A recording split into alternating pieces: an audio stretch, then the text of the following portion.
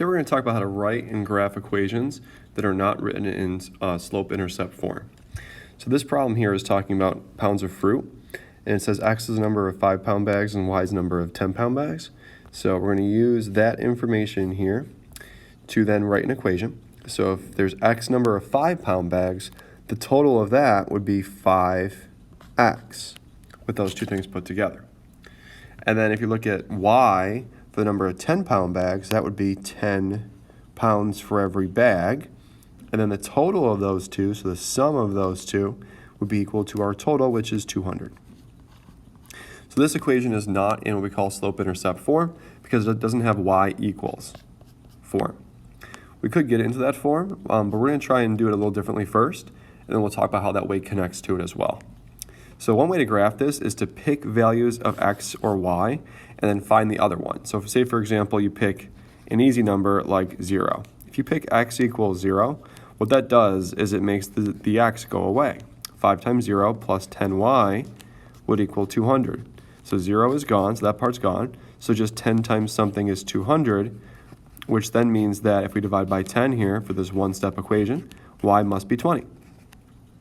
So if x is 0, so the number of 5-pound bags is 0, we would need 20 10-pound bags. And similarly, we could pick y of 0 as well, just an easy number for y. So if y is 0, it would be 5x plus 10 times 0 would be 200. Again, that would go away. So we'd have 5x equaling 200. So then dividing by 5 here, x would equal 40. So for 0 10-pound bags, you would need 40 5-pound bags. And the nice thing is, because we know this is linear, we can just follow a pattern. You can take the 0 and the 40 here and just find the middle. Half of 40 would be 20.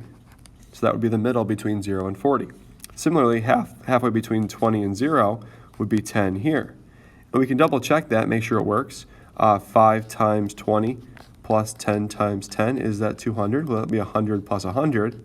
So yeah, that works great. And then do it again. You could find 10 here, and then find so that's halfway between 0 and 20, and then halfway between 20 and 10 would be 15. And then 30 here we could use as well, and then again, find the middle would be 5. Or just pick any other number. You could pick, x equals 15. If you do x equals 15, you would just plug in 5 times 15 plus 10y equals 200. You might get a decimal there, because that would be 75 plus 10y. So this will get us a decimal. So subtracting the 75 would give you 10y is 125.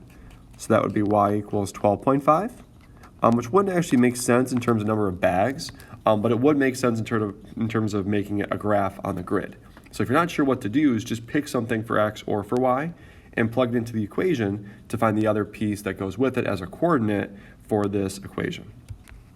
So let's go ahead and graph these on the grid. So 0, 20.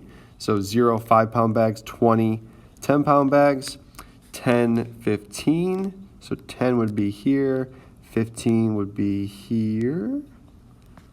Make sure I got that right. I'm going to go all the way to 40, 0 too. That's a pretty easy one to graph, 40, 0. Let's say 35 would be here.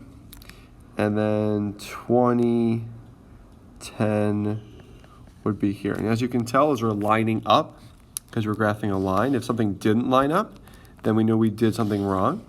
But those all make a nice line. No arrows on the ends here because we're not going to have any negative bags in either direction.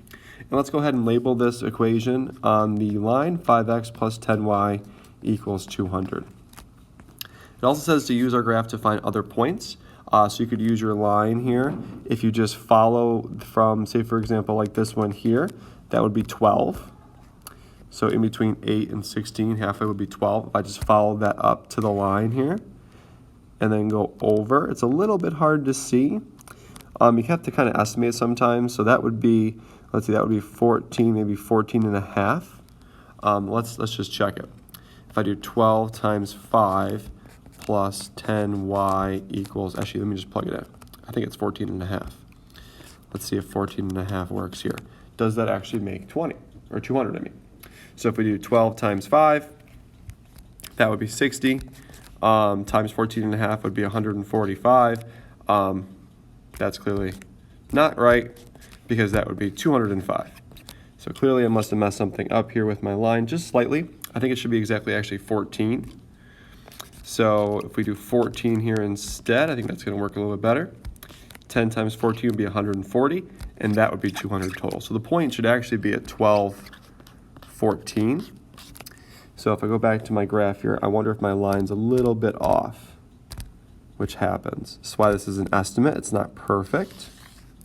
So if I try to make that a little bit better here, now you can see that looks a little bit better. And now you can see it's actually going through 1214, not 14.5.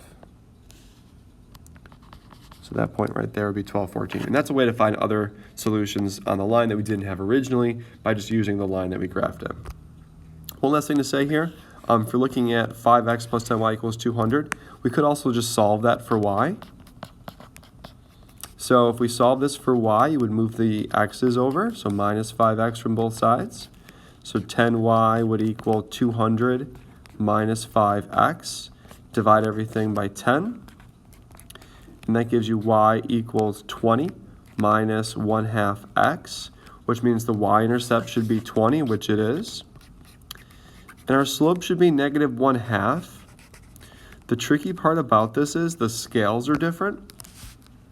On the x and the y-axis here, this is the x, this is the y.